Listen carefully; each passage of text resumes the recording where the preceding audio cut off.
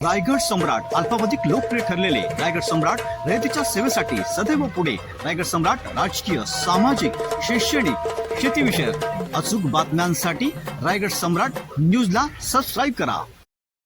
आज स्थायी समितीची पहिली सभा होती. त्यामध्ये त्यांनी 7 मुद्दे दिले होते आम्हाला. त्यातले 3 मुद्द्यांना मी विरोध केलाय आणि बाकीच्यांना आम्ही सगळ्यांनी म्हणजे आमची मान्यता आहे. फक्त एकाच गोष्टीसाठी विरोध आहे की जसं केणी साहेबांनी सांगितलंय की कॉन्ट्रॅक्ट एकाच कॉन्ट्रॅक्टदाराला का मिळतात, या फक्त गोष्टीसाठी आमचा विरोध आहे.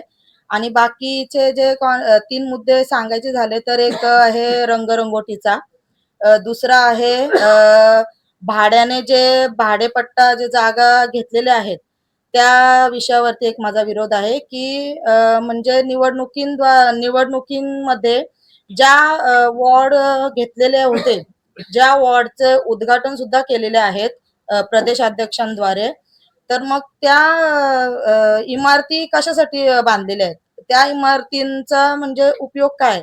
जर का महानगरपालिकेची कामं त्या इमारतीमध्ये जर का होतच नसतील, त्या व्यतिरिक्त तुम्हाला भाड्याने जागा घ्यायची जर का गरज असेल तर मग एवढी मोठी इमारत बांधण्याची गरज काय? हा एक माझा मुद्दा होता. आणि अतिक्रमण हा एक विषय. अतिक्रमणामध्ये त्यांनी असं सांगितलंय की 111 जण म्हणजे तिथं कार्यरत आहेत, त्यांना अजून मुदत वाढून द्यायची आहे काम करणाऱ्यांना. तर तो एक माझा मुद्दा होता की अतिक्रमण मध्ये 111 जण आता तिथं जर का काम करत आहेत, या गोष्टीला जर का तुम्ही आधीच मान्यता दिली आहे तर मग आमच्या निर्णयाची गरज काय? मग फक्त तुम्ही आम्हाला फॉर्मॅलिटी म्हणून इथं बोलवलं का? हा एक माझा मुद्दा होता. बस एवढ्याच मुद्द्यांना मी विरोध केलाय. आणि बाकी तर आता पुढच्या सभेमध्ये समजेलच तुम्हाला, कारण सगळे विषय स्थगित ठेवलेत त्यांनी. तर पुढच्या सभेत बघू आता काय होते. आता सभेमध्ये जसं आपल्याकडून होईल तसे आपण एक एक मुद्दे घेणारच आहोत. सुरुवात तर त्यांनी केलीच आहे सुनील भाऊंनी, हे तर तुम्हाला माहितीच आहे. तर बघू आता जसं आपल्याला भेटेल करता येईल तसं तसं आपण एक एक मुद्दा सभेमध्ये घेऊया. पनवेल महानगरपालिकेची पहिलीच स्थायी समितीची बैठक होती. त्यामध्ये भरपूर चांगला अनुभव आले. कसं बजेट सादर करतायत आणि कोणत्या गोष्टीला सपोर्ट करायचा, कोणती गोष्ट जी नागरिकांच्या हिताची नाही आहे त्याला कसं विरोध करायचे, ते आमचे पक्षाचे विरोधी पक्षनेते अरविंद दादा आणि हरेश दादा यांच्याकडून आम्हाला नेहमीच मार्गदर्शन मिळतो. काय नेहमी ही गोष्ट चांगली आहे, हिला आपल्याला सपोर्ट करायचं आहे. भले आपण विरोधी पक्ष नेते विरोधी पक्षामध्ये आहोत, तरी पण जी चांगली गोष्ट आहे, जी जनहिताची गोष्ट आहे, त्या गोष्टीसाठी आपण नेहमीच पाठिंबा दर्शवू. आणि जी जनहिताची गोष्ट नाही, ज्यामध्ये भ्रष्टाचार आढळतो, त्या गोष्टीला नेहमीच आमचा विरोध राहील. नक्कीच आमचे डॅशिंग विरोधी पक्ष नेते आहेत, त्यामुळे आम्हाला चांगलंच मार्गदर्शन नेहमी त्यांच्याकडून प्राप्त होत आहे. त्यामुळे पहिलीच बैठक असल्यामुळे आम्हाला खरंच मला तर अनुभव चांगला आला. आणि सभापती माननीय बबनदादा मुकादम यांनी निपक्षप्रमाणेच दोन्ही विरोधकही आणि सत्ताधारी यांना निपक्षप्रमाणे न्याय देण्याचा प्रयत्न केला. त्याबद्दल त्यांचे आभार मानतो. सभा झाली आज. स्थायी समितीचे सभापतीचा आमचे ते परम मित्र आहेत म्हणून आम्ही त्यांचा आज पहिलाच अभिनंदन केला की तुम्हाला पक्षाने या ठिकाणी मान दिला आणि आमचे तुम्ही मित्र आहात म्हणून त्यांचा पहिल्यांदा अभिनंदन केला. आणि अभिनंदन करीत असताना मी त्यांना सांगितलं की तुम्ही निपक्षपणे या ठिकाणी सभा चालवा. आम्ही तर अभिनंदन नक्कीच करतो, परंतु त्या ठिकाणी आम्ही त्यांचं अभिनंदन केल्यानंतर अध्यक्षांनी त्याप्रमाणे आजची पहिली सभा आमच्या म्हणण्याप्रमाणे चालवलेली मला दिसतो. या ठिकाणी बरेच 7 विषय आजचे. पहिला तर बजेटचा होता. बजेटचा आम्ही आमच्या विरोधी पक्ष नेत्यांनी सांगितलं की आम्ही मुदत मागितली आम्हाला अभ्यास करणार, तर बजेटचा विषय स्थगित ठेवलेला आहे. आणि नंतर 1 तासानंतर दुसरी सभा झाली आणि त्याच्यात 7 विषय होते.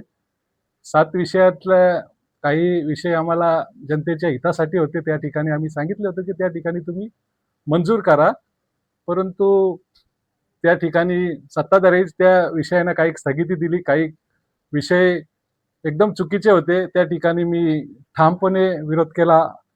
विरोधी पक्षांनी तर नेत्यांनी सांगितले की काही विषय, परंतु मला एक दोन सगळेच विषय आपल्या समोर सांगत नाही. एक विषय नंबर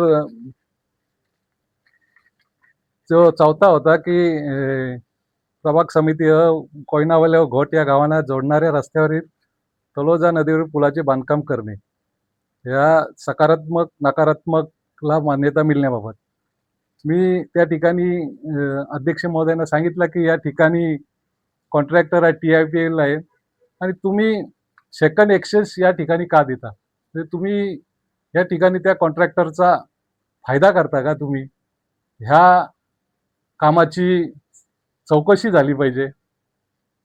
अध्यक्षांनी त्या ठिकाणी आमच्या विचाराला संमती दर्शवली आणि त्याही तो विषय स्थगित ठेवला. कारण हा जनतेचा पैसा आहे.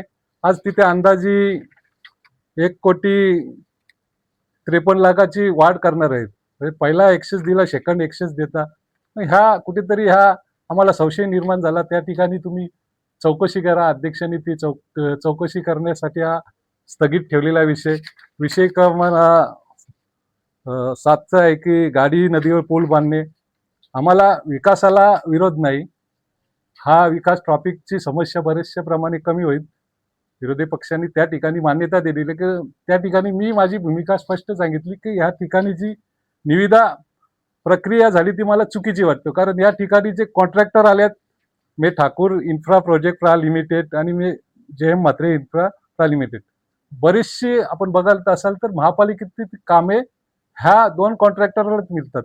मग मी त्या ठिकाणी अध्यक्ष महोदयांना सांगितलं का तुम्ही ह्या कामांची चौकशी करा. कारण जे टेंडर हा जनतेचा पैसा आहे, हे टेंडर बनवताना का ह्या विशिष्ट कॉन्ट्रॅक्टरलाच तुम्ही फायदा देता का? तर ह्या अगोदरची मी महापालिकेत जी कामे झालीत त्या ठिकाणी काही ठिकाणी TIPL आबावनी, JM म्हात्रे, लोणी 2च कॉन्ट्रॅक्टर.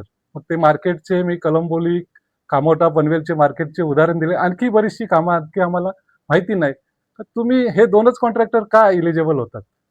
तुम्ही यांच्यासाठीच हे कॉन्ट्रॅक्ट बनवता का? त्याचप्रमाणे अटी शर्ती टाकता का?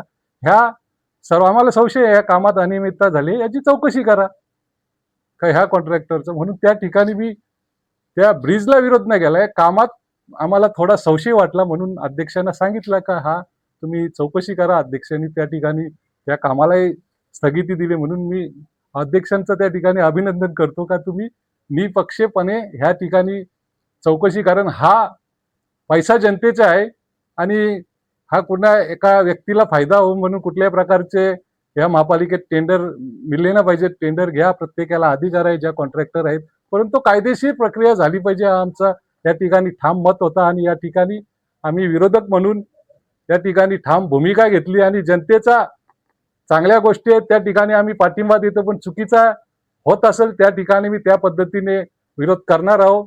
आम्हाला जर सत्ताधारी त्याने बहुमताने ठराव घेतला तर आम्ही संविधानाने डॉक्टर बाबासाहेबांनी आम्हाला अधिकार केला, त्या अधिकाराच्या खाली आम्ही हायकोर्टात मग महाराष्ट्र सरकार असो या ठिकाणी जाणार आहोत. तर आजच तलोजा बोईरपाडा आपला तारखेला जी महासभा होणार आहे त्या ठिकाणी आम्ही पाण्यासंदर्भात लक्षवेधी घेतली आहेत आणि आमच्या सहकारी प्रत्येक ज्या जनतेचे जे प्रश्न आहेत त्या संदर्भात या ठिकाणी विषय घेतलेले आहेत. त्या पद्धतीने त्या सभागृहात आम्ही जनतेच्या प्रश्नासाठी त्या सभागृहात मांडणार आहोत. 4 दिवसापूर्वी आमचे विरोधी पक्ष नेते अरविंदजी म्हात्रे यांच्यासोबत आम्ही विरोधी पक्ष आणि नगरसेवक जनतेच्या दारी या उद्देशाने आम्ही प्रभाग 1, 2, 3 या ठिकाणी जनतेचे प्रश्न समजून घेतलेले आहेत आणि त्या पद्धतीने आमचे काम चालू झाले आहेत. बरेच ठिकाणी आम्ही कामे चालू केले आहेत आणि असे विविध प्रश्न आहेत.